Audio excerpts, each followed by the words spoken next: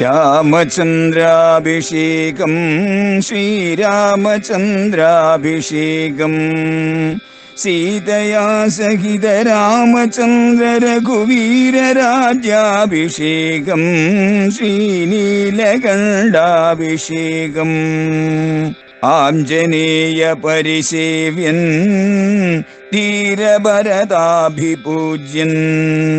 വീരലക്ഷ്മണ കുമാര ശത്രുഘ്ന സോദരാർച്ചിത പദാബ്ജൻ ശ്രീനീലകണ്ഠ ഹൃദയേശൻ രാമചന്ദ്രാഭിഷേകം ശ്രീരാമചന്ദ്രാഭിഷേകം. ഈ സമയം അത്രയും മറുകരയിൽ അവിടെ സുമന്ത്രർ നോക്കി നിൽക്കുകയാണ് നിർനിമേഷനായിട്ട്. വാൽമീകി രാമായണത്തിൽ അതെല്ലാം വിശദമായി കാണാം. രാമനും സീതയും ലക്ഷ്മണനും കാനനത്തിലേക്ക് പ്രവേശിക്കുകയാണ്. മുന്നാലെ ലക്ഷ്മണൻ, പിന്നിലായിട്ട് രാമൻ, രണ്ടുപേർക്കും നടുക്കായിട്ട് സീത. അങ്ങനെ അവർ ആ കൊടിയ കാട്ടിനുള്ളിലേക്ക് കയറിപ്പോകുന്നു. ഇതെല്ലാം സുമന്ത്രർ നോക്കി നിന്നു. അവർ കാട്ടിനുള്ളിൽ മറഞ്ഞു കഴിഞ്ഞപ്പോൾ അതുവരെ ജീവച്ഛവം പോലെ നോക്കി നിന്ന സുമന്ത്രർ യന്ത്രം പോലെ മെല്ലെ നടന്ന് തേരിലെത്തി. എന്നിട്ട് അയോധ്യയിലേക്ക് മടങ്ങിപ്പോയി. 3 ദിവസം കൊണ്ടാണ് അയോധ്യയിൽ നിന്ന് ഗംഗാതീരത്തെത്തിയത്. തിരിച്ച് 3 ദിവസം കൊണ്ട് അദ്ദേഹം അയോധ്യയിലേക്ക് മടങ്ങിപ്പോവുകയും ചെയ്യുന്നുണ്ട്. അവിടെ ചെന്ന് പിന്നെ ദശരഥ മഹാരാജാവിനെ കണ്ട് അദ്ദേഹത്തോട് കാര്യങ്ങളെല്ലാം ഗ്രഹിപ്പിക്കണം. ശ്രീരാമചന്ദ്ര മഹാപ്രഭു കാട്ടിലൂടി സഞ്ചരിച്ച് ഭരദ്വാജ മഹർഷിയുടെ ആശ്രമത്തിലെത്തിച്ചേരുന്നു. രാമന്റെ ആഗമന വൃത്താന്തം ഭരദ്വാജ മഹർഷി അദ്ദേഹത്തിന്റെ ശിഷ്യന്മാർ ഓടിച്ചെന്ന് അറിയിച്ചു. ഭരദ്വാജ മഹർഷി രാമന്റെ ആഗമനവും പ്രതീക്ഷിച്ചിരിക്കുകയാണ്. ത്രികാലജ്ഞനാണ് അദ്ദേഹം. അതറിഞ്ഞ ഉടനെ തന്നെ അദ്ദേഹം പൂജാദ്രവ്യങ്ങളെല്ലാം എടുത്തുകൊണ്ട് രാമനെ യഥായോഗ്യം പൂജിച്ച് സൽക്കരിച്ച് ആശ്രമത്തിനുള്ളിലേക്ക് കൊണ്ടുവരാൻ വേണ്ടിയിട്ട് ഓടിയടുത്തെത്തി. രാമനെയും സീതയെയും ലക്ഷ്മണനെയും അദ്ദേഹം വിധിപ്രകാരം സ്വാഗതം ചെയ്ത് പൂജ ചെയ്ത് ആശ്രമത്തിലേക്ക് കൊണ്ടുപോയി. എന്നിട്ട് രാമനെ അവിടെ പൂജിച്ചിരുത്തിയതിനു ശേഷം പൂജാവിധാനേന പൂജിച്ചുടൻ ഭരദ്വാജ തപോധന ശ്രേഷ്ഠൻ അരുൾ ചെയ്തു. വിധിപ്രകാരം വേണ്ടുന്ന എല്ലാ പദാർത്ഥങ്ങളും കൊണ്ട് ശ്രീരാമചന്ദ്രനെയും സീതയെയും പൂജ ചെയ്ത് എന്നിട്ട് ആ തപോധനൻ പറഞ്ഞു, നിന്നോട് സംഗമം ഉണ്ടാക കാരണം ഇന്ന് വന്നു തപസ്സാഫല്യമൊക്കവേ. അല്ലയോ രാമ, നീയുമായിട്ട് ഇങ്ങനെ നേരിട്ട് ബന്ധപ്പെടുവാനുള്ളതായ അവസരം ഇന്നിതാ ഉണ്ടായിരിക്കുന്നു. അതിനാൽ ഇത്രയും കാലം ഞാൻ ചെയ്തതായ കഠിനമായ തപസ്സിന്റെ ഫലം ഇതാ കൈവന്നിരിക്കുന്നു. അല്ലയോ ഭഗവാനെ, ഇതൊക്കെ ഇങ്ങനെ വരുന്നുണ്ട് എന്ന് എനിക്ക് എല്ലാം അറിയാം. അങ്ങ് തന്റെ തന്നെ മായയെ അവലംബിച്ചിട്ട് ഭൂമിയിൽ മനുഷ്യനായിട്ട് ദശരഥന് പുത്രനായിട്ട് അവതരിച്ചിരിക്കുന്നു എന്നത് ഞാൻ അറിഞ്ഞു. ലോകത്തെ രക്ഷിക്കുന്നതിന് വേണ്ടിയിട്ടാണ് അങ്ങയുടെ ഈ അവതാര കർമ്മം എന്നും ഞാൻ മനസ്സിലാക്കിയിരിക്കുന്നു. അതിനു വേണ്ടിയിട്ട് അങ്ങ് ഗംഗ കടന്ന് ഇതിലേ ഇന്ന് വരും എന്നും ഞാൻ മനസ്സിലാക്കിയിരിക്കുന്നു. അങ്ങയെ പ്രതീക്ഷിച്ച് ഞാൻ ഇരിക്കുകയായിരുന്നു. ഭഗവാനെ, അങ്ങയുടെ ഈ ദിവ്യമായിരിക്കുന്ന മാനുഷമായ രൂപം കാണാനുള്ള ഭാഗ്യം എനിക്കുണ്ടായി. അങ്ങയ്ക്ക് രൂപമില്ല, അങ്ങയ്ക്ക് നാമമില്ല, ഇതിനെല്ലാം അതീതനാണങ്ങ്, കാലദേശ പരിധികൾക്കും അതീതനാണങ്ങ്. അങ്ങനെയുള്ള അങ്ങ് കാലദേശങ്ങൾക്കുള്ളില് രൂപനാമങ്ങൾ ധരിച്ച് മനുഷ്യ രൂപത്തില് ഇതാ വന്നു ചേർന്നിരിക്കുന്നു. അങ്ങനെ എനിക്ക് അങ്ങയെ കാണുവാനുള്ള ഭാഗ്യം ഉണ്ടായിരിക്കുന്നു. ഇങ്ങനെ ശ്രീരാമചന്ദ്രനെ, രാമന്റെ തത്വം അറിയുന്ന ഭരദ്വാജൻ യഥായോഗ്യം പൂജ ചെയ്ത് സ്തോത്രം ചെയ്യുന്ന അവസരത്തിൽ ആ സംഭാഷണം അങ്ങനെ നീണ്ടുപോയി. രണ്ടുപേരും തമ്മിലുള്ളതായ സംഭാഷണം. നേരം പുലരാറായി. രാമൻ എണീറ്റു പുലരിയിൽ. എന്നിട്ട് പുലരിയിലുള്ള പൂജാതി കർമ്മങ്ങളെല്ലാം രാമൻ വളരെ വേഗത്തിൽ അനുഷ്ഠിച്ചിട്ട് ഭരദ്വാജ മഹർഷിയുടെ അനുഗ്രഹത്തോടുകൂടി അദ്ദേഹത്തിന്റെ സമ്മതത്തോടുകൂടി അദ്ദേഹത്തിന്റെ ശിഷ്യന്മാരെയും കൂട്ടിക്കൊണ്ട് വഴികാട്ടിക്കൊടുക്കാൻ വേണ്ടി ഭഗവാൻ ആരും വഴികാട്ടേണ്ട കാര്യമില്ലെങ്കിലും അദ്ദേഹം മനുഷ്യനായിട്ട് ഭൂമിയിൽ അവതരിക്കുമ്പോഴേക്കും ആ പ്രകാരത്തിൽ ഉള്ളതായ കർമ്മങ്ങൾ ഒക്കെ ചെയ്യണം. ഇല്ലെങ്കിൽ ആളുകൾക്ക് അദ്ദേഹവുമായി സഹകരിക്കാനുള്ള അവസരങ്ങൾ കുറഞ്ഞു പോകും. അതുകൊണ്ട് അവർക്കെല്ലാം ഭരദ്വാജന്റെ ശിഷ്യന്മാർക്ക് രാമനെ വഴികാണിക്കുക എന്നുള്ളതായ സേവനകർമ്മം ചെയ്ത് സന്തോഷിപ്പിക്കാനുള്ള അവസരം കൊടുത്ത് ഉത്തമമായ കാളിന്തി നദിയെയും മുത്തീരിയ. കാളിന്തി നദി, യമുനാ നദി, ഉത്തമമായിരിക്കുന്ന യമുനാ നദിയെയും കടന്ന് എവിടെ എത്തിച്ചേർന്നു വെച്ച് കഴിഞ്ഞാൽ ചിത്രകൂടാദ്രിയെ പ്രാപിച്ചതു ജവാൽ. വളരെ വേഗത്തിൽ തന്നെ ചിത്രകൂടാദ്രിയിലെത്തി. ഭരദ്വാജന്റെ ശിഷ്യന്മാരെ കാളിന്തിയുടെ മറുകരയിലെത്തിയ ഉടൻ തന്നെ രാമൻ തിരിച്ചയച്ചു. ഇനി എന്റെ കൂടെ വരണ്ട, തിരിച്ച് കാളിന്തി കടന്ന് ഭരദ്വാജാശ്രമത്തിലെത്തി മുനിയുടെ പാദങ്ങളിൽ നമസ്കരിക്കുക എന്ന് പറഞ്ഞ് അവർ തിരിച്ചയച്ചിട്ട് ഭരദ്വാജ മഹർഷി അവിടെ നിന്നിട്ട് ചിത്രകൂടത്തിൽ എത്തിച്ചേരുവാനുള്ള വഴി പറഞ്ഞു കൊടുത്തിട്ടുണ്ട് ഭഗവാന്.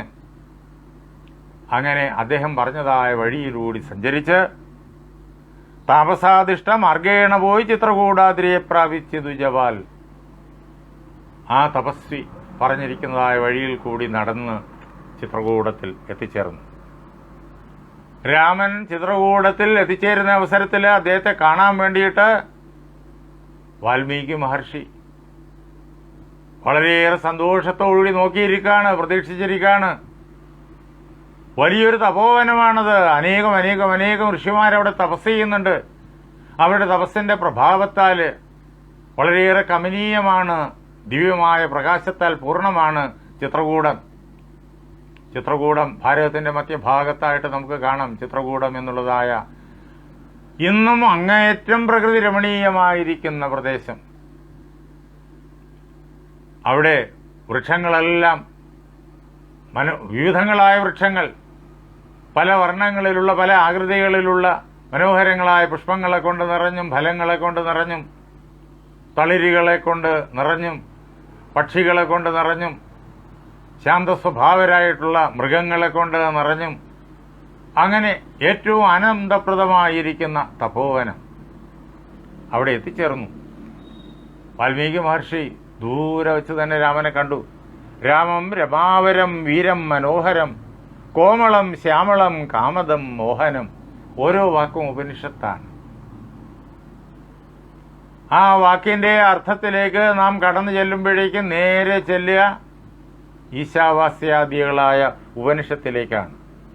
രാമൻ എല്ലാവരെയും ആനന്ദിപ്പിക്കുന്നവൻ, പരമാത്മാവ് എന്നർത്ഥം. രമാവരൻ മഹാലക്ഷ്മിയുടെ ഭർത്താവ് എന്നർത്ഥം. മഹാലക്ഷ്മി മൂലപ്രകൃതി. ആ മൂലപ്രകൃതിയുടെ വരൻ. ആരിലാണോ മൂലപ്രകൃതി സ്പന്ദിച്ചുയരുന്നത് ആ ആള് നിർഗുണ നിരാകാര ബ്രഹ്മം. ഇങ്ങനെ ഓരോ വാക്കും ഉപനിഷത്തിലേക്ക് നമ്മെ വേഗം കൊണ്ടെത്തിക്കുന്നു. വീരൻ, വീരനായിട്ടുള്ളത് ആരാണ്? വീരത എന്നുള്ളത് ഭൗതിക തലത്തിലുള്ള വീരതയുമുണ്ട്, പിന്നെയോ ആന്തരിക തലത്തിലുള്ള വീരതയുമുണ്ട്. ഭൗതിക തലത്തിലുള്ള വീരത ഉണ്ടാകണമെങ്കിൽ ആന്തരിക തലത്തിൽ വീരത ഉണ്ടാകണം. ആന്തരിക തലത്തിലാണ് ശത്രുക്കളേറെ, കാമക്രോധ ലോഭമോഹ മത മത്സര്യാദികൾ. അവയെ ജയിക്കുന്നവനാണ് യഥാർത്ഥ വീരൻ. ആരാണ് അവയെല്ലാം ജയിച്ചത്? പരമാത്മാവ് തന്നെ. പരമാത്മാവിനെ ബന്ധിക്കാനായിട്ട് കാമക്രോധ ലോഭമോഹാദികൾക്കൊന്നിനും സാധ്യമല്ല. അവനാണ് വീരൻ. അവനെ സാക്ഷാത്കരിച്ചിരിക്കുന്ന ഋഷിമാരും വീരന്മാരാണ്. എപ്പോഴാണോ ആ പരമാത്മാവിനെ സാക്ഷാത്കരിക്കുന്നത് അപ്പോൾ അഹം ബ്രഹ്മാസ്മി എന്നുള്ള അനുഭവത്തിൽ അവരെത്തിച്ചേരുന്നു. അങ്ങനെ അവര് പ്രകൃതിക്ക് അപ്പുറമെത്തി, പ്രകൃതിയെ കീഴടക്കി അങ്ങനെ വീരന്മാരായി തീർന്നിരിക്കും. യഥാർത്ഥ വീരൻ ബ്രഹ്മസാക്ഷാത്കൃത സ്വരൂപരാണ്. മനോഹരൻ, അങ്ങേരെ സുന്ദരൻ. പരമാത്മാവാണ് സുന്ദരനായിട്ടുള്ളത്. ഈ പ്രപഞ്ചത്തിൽ നാം അറിയുന്ന പ്രപഞ്ചം വളരെ ചെറുത്. അനന്തകോടി ബ്രഹ്മാണ്ടങ്ങളുണ്ട്. ഈ ബ്രഹ്മാണ്ടത്തിൽ പല വസ്തുക്കളും വളരെയേറെ സുന്ദരമാണ് എന്ന് നമുക്ക് എല്ലാവർക്കും അറിയാം. പുഷ്പങ്ങളെയും ഉദയസൂര്യനെയും അസ്തമന സൂര്യനെയും ഒക്കെ നമ്മൾ സൗന്ദര്യത്തിന്റെ മൂർത്തിമത് ഭാവങ്ങളായി കാണുന്നു. ഇവയുടെ എല്ലാം സൗന്ദര്യം ഒരുമിച്ച് ചേർന്നാലും രാമന്റെ സൗന്ദര്യത്തിന്റെ അടുത്തെത്തുന്നില്ല. എന്താ? രാമനാണ് യഥാർത്ഥത്തിൽ സൗന്ദര്യ സ്വരൂപൻ. സത്യം ശിവം സുന്ദരം. അദ്ദേഹത്തിന്റെ സൗന്ദര്യത്തിന്റെ വളരെ നേരിയൊരംശമാണ് അനന്തകോടി ബ്രഹ്മാണ്ടങ്ങളിലെ അനന്തകോടി പദാർത്ഥങ്ങളെ സുന്ദരം സുന്ദരം എന്ന് നമുക്ക് തോന്നിക്കുന്നത്. ഈ പദാർത്ഥങ്ങളെല്ലാം കാർബൺ, ഹൈഡ്രജൻ, ഓക്സിജൻ തുടങ്ങിയതുകൊണ്ട് നിർമ്മിതമാണ്. ഇതിലേതിനാ സൗന്ദര്യമുള്ളത്? കാർബണിന് സൗന്ദര്യമുണ്ടോ? ഹൈഡ്രജനോ സൗന്ദര്യമുണ്ടോ? മറ്റ് ലോഹങ്ങൾക്ക്, മറ്റ് പദാർത്ഥങ്ങൾക്ക്, ലോഹങ്ങളല്ലാതുള്ള സൾഫർ തുടങ്ങിയ സൾഫർ, ഫോസ്ഫറസ്, സോഡിയം തുടങ്ങിയ പദാർത്ഥങ്ങൾക്ക് സൗന്ദര്യമുണ്ടോ? അവയ്ക്കൊന്നിനും സൗന്ദര്യമില്ല. പിന്നെ ഇവയെല്ലാം ചേർന്നുണ്ടാകുന്ന പുഷ്പങ്ങൾക്കും സൂര്യാദികൾക്കുമൊക്കെ എവിടെ നിന്നിട്ട് സൗന്ദര്യം വന്നു? ഇല്ലാത്ത സൗന്ദര്യം. അവ കൂടിച്ചേർന്നാൽ എങ്ങനെ ഉണ്ടാകുക? അവയെ കൂട്ടിച്ചേർത്ത് നോക്കൂ, സൗന്ദര്യം ഉണ്ടാകുന്നു എന്ന് പരീക്ഷിച്ച് നോക്കിക്കൊള്ളൂ. ലബോറട്ടറിയിൽ നമ്മൾ ധാരാളം അതൊക്കെ പരീക്ഷിച്ച് പഠിച്ചിട്ടുള്ളതാണല്ലോ. സൗന്ദര്യം ഈ പദാർത്ഥങ്ങളിൽ പ്രതിബിംബിച്ച് കിട്ടുന്നതാണ്, പ്രതിബിംബിച്ച് കാണപ്പെടുന്നതാണ്. അത് എവിടെ നിന്ന് വരുന്നു? ഇതിൽ പ്രതിബിംബിക്കാനായിട്ട് പരമാത്മാവിൽ നിന്ന് വരുന്നു. ഇതിനെല്ലാത്തിനും ആധാരമായിരിക്കുന്ന നിർഗുണ നിരാകാര ബ്രഹ്മത്തിൽ നിന്നിട്ടാണ് സൗന്ദര്യം ഈ പ്രപഞ്ച പദാർത്ഥങ്ങളിൽ പ്രതിബിംബിച്ച് ഈ പ്രപഞ്ച പദാർത്ഥങ്ങളെ സുന്ദരം എന്ന് നമുക്ക് തോന്നിക്കുന്നത്. അതല്ലാതെ സൗന്ദര്യം പുഷ്പത്തിലില്ല. അതല്ലാതെ സൗന്ദര്യം ഉദയസൂര്യനിലോ ഉദയചന്ദ്രനിലോ അതേപോലെ തന്നെ അസ്തമന സൂര്യനിലോ അസ്തമന ചന്ദ്രനിലോ ഇല്ല. ഇങ്ങനെ സൗന്ദര്യത്തിന്റെ ഖനി അതാണ് രാമൻ. അതാണ് മനോഹരം. കോമളം, ശ്യാമളം, കാമദം, മോഹനം. ഇങ്ങനെ ഓരോ വാക്കും എഴുത്തച്ഛൻ വെറുതെ അങ്ങനെ കുറെ വാക്കുകൾ കോർത്ത് ചൊല്ലാനും സംഗീതാത്മകമായി വായിക്കാനും ഒക്കെ പറ്റിയ ഒരു കവിത ചമച്ചു വെച്ചതല്ല. അങ്ങനെയുള്ള കവിത തന്നെയാണ്, സംഗീതാത്മകമാണ്, അത്യന്തം സംഗീതാത്മകമാണ്, അത്യന്തം മോഹനമാണ്. അങ്ങനെയുള്ള വർണ്ണങ്ങളുടെ ഒരു മഹാപ്രവാഹമാണ്, യാതൊരു സംശയവുമില്ല. പക്ഷേ അവയെല്ലാം ഉപനിഷത്തിന്റെ സാരത്തെ നമ്മുടെ ഹൃദയത്തിൽ വ്യക്തമായി തുറന്നു കാട്ടുന്നവയാണ്. അതിലാണ് എല്ലാ കാവ്യകാരന്മാരെയും എഴുത്തച്ഛന്റെ കിളിമകൾ അഥവാ എഴുത്തച്ഛന്റെ മഹാപ്രതിഭ അതിലംഘിക്കുന്നത്. അങ്ങനെയുള്ള ശ്രീരാമചന്ദ്രനെ ത്രാണനിമുടം, ത്രാണ നിപുണം, ജഡാമകുടോജ്വലം, ജാനകി ലക്ഷ്മണോപേതം രഘുത്തമം, സീതയോടൊപ്പം ലക്ഷ്മണനോടൊപ്പം വരുന്ന ജഡാമകുടങ്ങളാൽ അങ്ങേറ്റം ഉജ്ജ്വലമായ ശോഭിക്കുന്ന ആ ശ്രീരാമചന്ദ്രൻ ത്രാണനിപുണം, ആരെയും രക്ഷിക്കുന്ന കാര്യത്തിൽ അങ്ങേറ്റം സമർത്ഥനായിട്ടുള്ള രാമനെ കൺമുന്നിൽ കണ്ടിട്ട് വളരെ സന്തോഷത്തോടു കൂടിയിട്ട് അദ്ദേഹത്തെ പൂജ ചെയ്ത് സ്വീകരിക്കുകയാണ്. പൂജയിത്വാ ജഗൽപൂജ്യം ജഗന്മയം.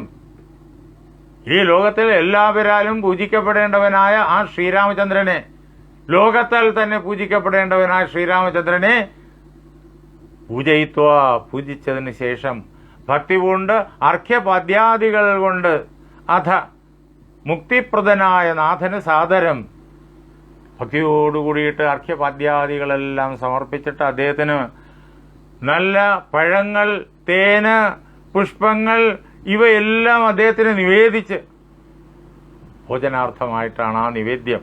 എന്നിട്ട് നാഥനോട്, രാമനോട്, സീതാസമേതനായ ലക്ഷ്മണാന്വിതനായ രാമനോട് പറഞ്ഞു, അല്ലയോ ഭഗവാനെ, അങ്ങയ്ക്ക് സ്വാഗതം, അങ്ങയ്ക്ക് സ്വാഗതം, ഞാൻ ഭാഗ്യവാനായിരിക്കുന്നു, ഞാൻ ഭാഗ്യവാനായിരിക്കുന്നു എന്നിങ്ങനെ ശ്രീരാമചന്ദ്രൻ ഋഷിയെ വന്ദിച്ചുകൊണ്ട്, അദ്ദേഹത്തെ നമസ്കരിച്ചുകൊണ്ട്, സീതയും ലക്ഷ്മണനുമെല്ലാം രാമനെപ്പോലെ ഋഷിയെ നമസ്കരിക്കുന്നു, വന്ദിക്കുന്നു. എന്നിട്ട് താനിങ്ങനെ കാനനത്തിലേക്ക് വരാനുള്ള കാരണമെല്ലാം ചുരുക്കി പറഞ്ഞു. ഇതെല്ലാം വാൽമീകി മഹർഷിക്ക് നന്നായി അറിയാം, എങ്കിലും അതെല്ലാം കേൾപ്പിച്ചു. അതാണ് ആചാരം. എന്നിട്ട് അദ്ദേഹത്തോട് പറഞ്ഞു, സീതയോടൊപ്പം ലക്ഷ്മണനോടൊപ്പം എനിക്ക് വസിച്ച് തപസ് ചെയ്യുവാൻ ഈ ദിക്കിൽ ഏറ്റവും ശോഭനമായിട്ടുള്ള സ്ഥലം അങ്ങ് കാണിച്ചു തരണം. ഇതായിരുന്നു രാമൻ ആവശ്യപ്പെട്ടത്. അപ്പോൾ വാൽമീകി രാമനോട് പറഞ്ഞു, സർവ്വലോകങ്ങളും നിങ്കൽ വസിക്കുന്നു. ലോകം മുഴുവൻ, അനന്തകോടി ബ്രഹ്മാണ്ടങ്ങൾ മുഴുവൻ നിന്റെ ഉള്ളിലാണിരിക്കുന്നേ.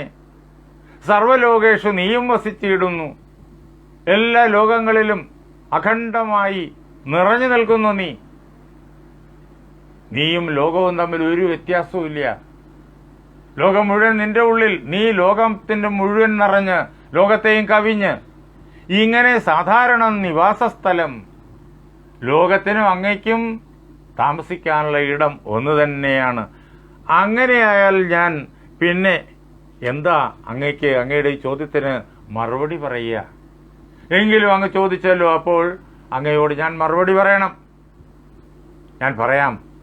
സന്തുഷ്ടരായി, സമദൃഷ്ടികളായി, ബഹുജന്തുക്കളിൽ ദ്വേഷഹീനമതികളായി, ശാന്തരായി നിന്നെ ഭജിപ്പവർ നമ്മുടെ സ്വാന്തം നിനക്ക് സുഖവാസ മന്ദിരം. അല്ലയോ രാമ, സീതയോടൊപ്പം ലക്ഷ്മണനോടൊപ്പം അങ്ങയ്ക്ക് സുഖവാസം ചെയ്യുവാനുള്ളതായ സ്ഥലം ഏത് എന്നല്ലേ അങ്ങ് ചോദിച്ചത്? ഈ പറയുന്ന പ്രകാരത്തിലുള്ള സജ്ജനങ്ങളുടെ ഹൃദയം, അതാണ് രാമ നിനക്ക് ഇരിക്കാൻ പറ്റിയതായ സ്ഥലം. ആ സജ്ജനങ്ങൾ എങ്ങനെയുള്ളവരാണ്? അവർ സന്തുഷ്ടരാണ്. സുഖം വന്നാലും ദുഃഖം വന്നാലും അവർ സന്തുഷ്ടരാണ്, സമദൃഷ്ടികളാണ്. ഒന്നിനോടും പ്രത്യേകിച്ച് മമതയില്ല, ഒന്നിനോടും വിദ്വേഷമില്ല, കാമക്രോധങ്ങളൊന്നും അവരുടെ അടുത്തുകൂടി പോലും പോകുന്നില്ല. അങ്ങനെ എല്ലാറ്റിനെയും ഒരേപോലെ ഈശ്വരമയമായി കാണുന്നവരാണ്. ബഹുജന്തുക്കളിൽ ദ്വേഷഹീനമതികളായി, ഈ ലോകത്തുള്ള സമസ്ത ചരാചരങ്ങളിലും ജീവനുള്ള പദാർത്ഥങ്ങളിലും ഒരു വിദ്വേഷവും ഇല്ലാത്തവരായിട്ട് ഒന്നിനെ അവർ വെറുക്കുന്നില്ല. എല്ലാത്തിനെയും ഈശ്വരനായി കണ്ട് ആരാധിക്കുന്നു. അങ്ങനെ ശാന്തരായി, അങ്ങേയറ്റം ശാന്തമായ, സ്വച്ഛമായ, നിശ്ചലമായ, കോലാഹലങ്ങളൊന്നും തന്നെ ഇല്ലാത്തതായ മനസ്സോടുകൂടിയവരായിട്ട് ആരാണോ നിന്നെ ഭജിക്കുന്നത്, ശാന്തരായി നിന്നെ ഭജിപ്പവർ നമ്മുടെ സ്വാന്തം. ശാന്തമാനസരായിട്ട് നിന്നെ ഭജിക്കുന്നവരുടെ സ്വാന്തം ഹൃദയം, അതാണ് നിനക്ക് വസിക്കാനുള്ളതായ ഇടം.